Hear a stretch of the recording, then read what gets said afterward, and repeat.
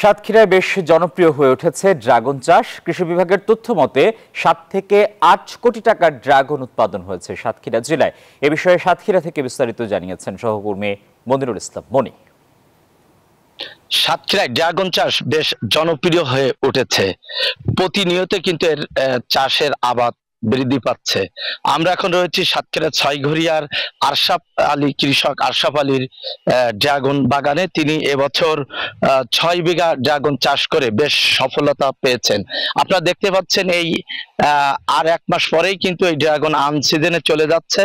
এখনো কিন্তু প্রতিটি গাছে ব্যাপকভাবে ফুল এবং ফল হয়েছে আপনারা দেখতে পাচ্ছেন। এবং এখন শীতের সময় আসার কারণে বেলা কমে যাওয়ার কারণে কিন্তু লাইটিং পদ্ধতি এখানে ব্যবহার করা হয়েছে।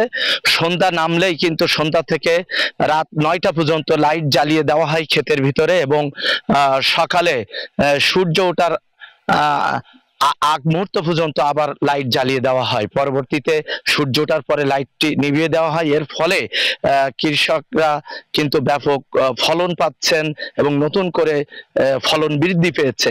আমরা এখন কথা বলবো ছয়ঘরিয়ার কৃষক আশরাফ আলীর সঙ্গে। তিনি জানাবেন বিস্তারিত। এবছর আপনি কত বিঘা জমিতে চাষ করেছেন, প্রতি বিঘায় কি পরিমাণ টাকা খরচ হয়েছে? আমি এবছরে 6 বিঘা জমিতে চাষ করছি। পার বিঘাতে প্রায় 3 লাখের মতো প্রথম বছরে খরচ হয়েছে। তারপরে বছরে আপনার 30-40 হাজার টাকার মতো খরচ হয়। পার বিঘাতে আপনার 6-7 লাখ টাকা বেচা কেনা হয়। ব্যাপক ফলন হয়। ফলন এতে অন্য সিস্টেমের থেকে এটাই অনেক ফলন পাওয়া যায়।